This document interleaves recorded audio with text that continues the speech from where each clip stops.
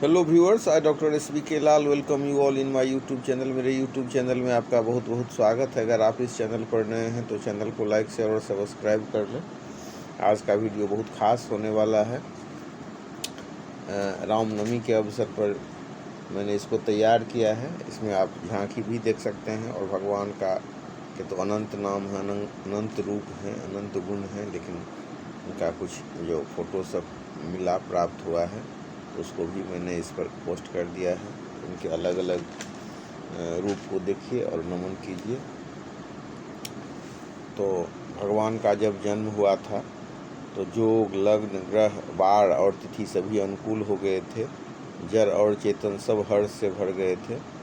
तो मैंने इसका टाइटल भी वही दिया है कि योग, लगन, ग्रह, वार, तिथि सकल भय अनुकूल, चर अरु अचर हर्ष जुत, राम जन्म सुख मूल।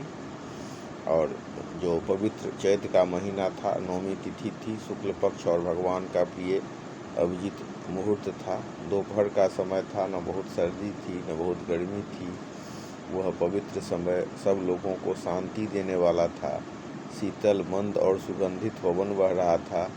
देवता हर्षित थे और संतों के मन में चाव था। वन फूले हुए थे, पर्वतों के समूह मणियों से जगमगा रहे थे और सारी नदियां अमृत की धारा बहा रही थी। जब ब्रह्मा जी ने भगवान के प्रकट होने का अवसर जाना तब उनके समेत सारे देवता विमान सजा सजा कर चले। निर्मल आकाश देवताओं के समूह से भर गया।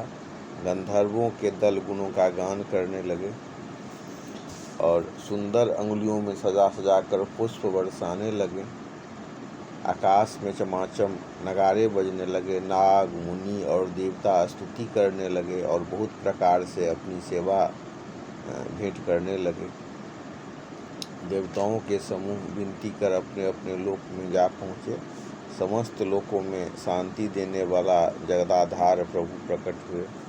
तो उसके बाद उसी के अवसर पर आज हम झांकी मनाते हैं और भगवान का जो किया गया है स्तुति गान, जब भगवान प्रकट होते हैं तो भय प्रकट कृपाला, दीन दयाला, कौसल्या हितकारी, हर्षित महतारी, मुनि मनहारी, अद्भुत रूप विचारी, लोचन अभिरामा, तनु घन श्यामा, निज आयुध भुज चारी, भूषण वनमाला, नयन विशाला, शोभा सिंधु खरारी, कह दुई कर जोड़ी, स्तुति तोरी, कही विधि करऊ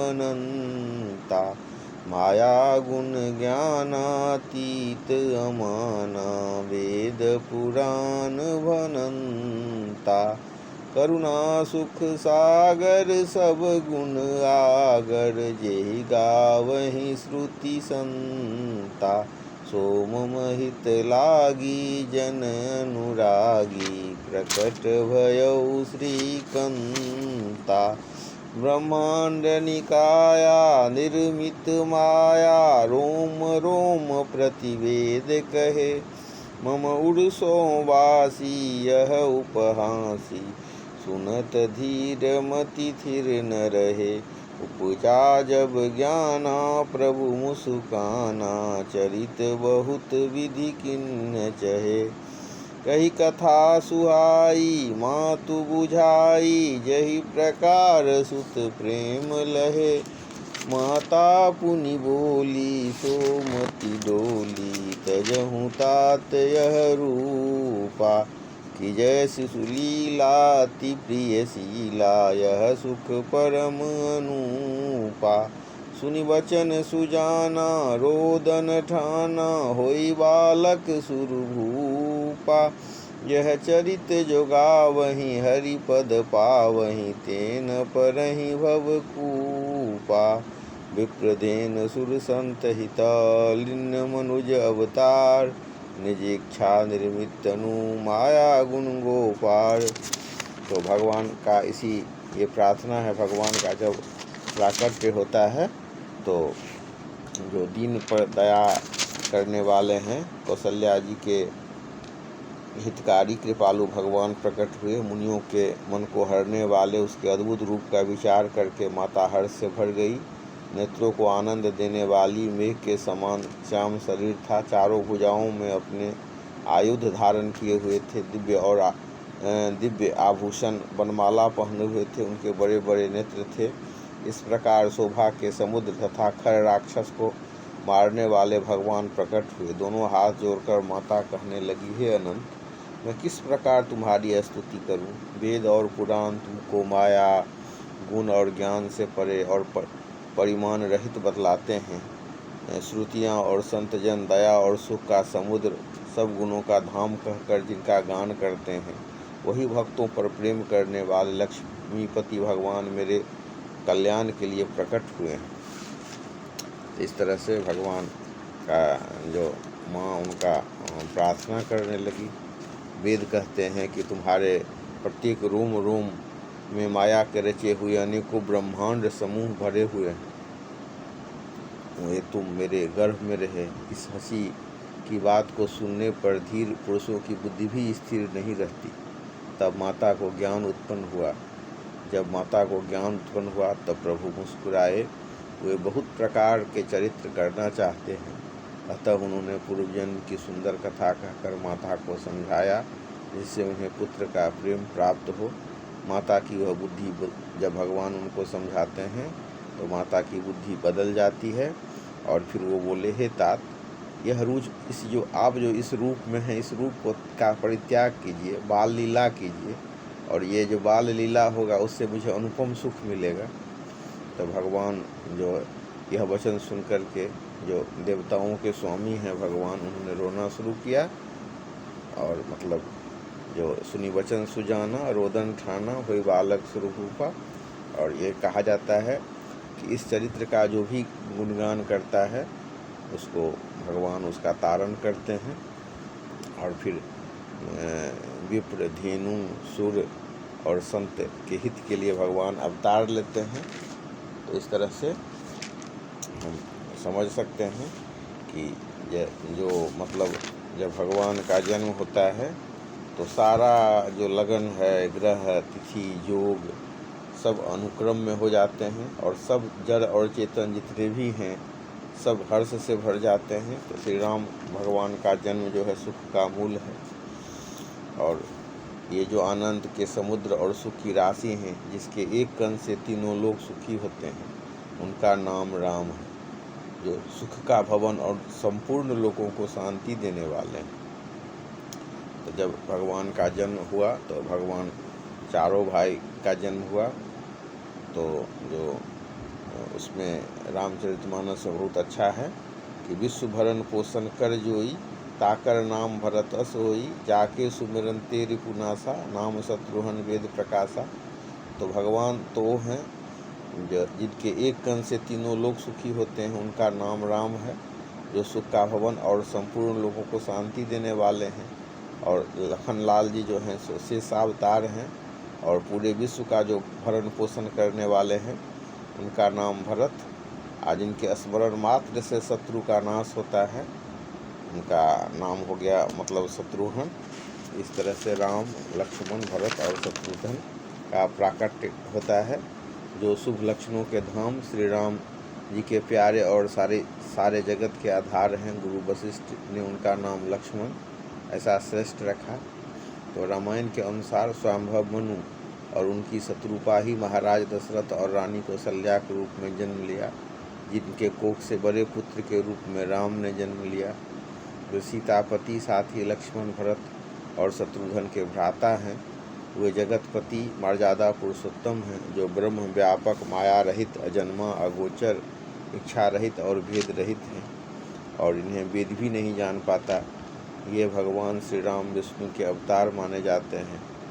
अब हम देख सकते हैं कि राम जो शब्द है वो रम धातु में घे प्रत्यय के योग से बनता है, जिसका अर्थ होता है रमन करने वाला।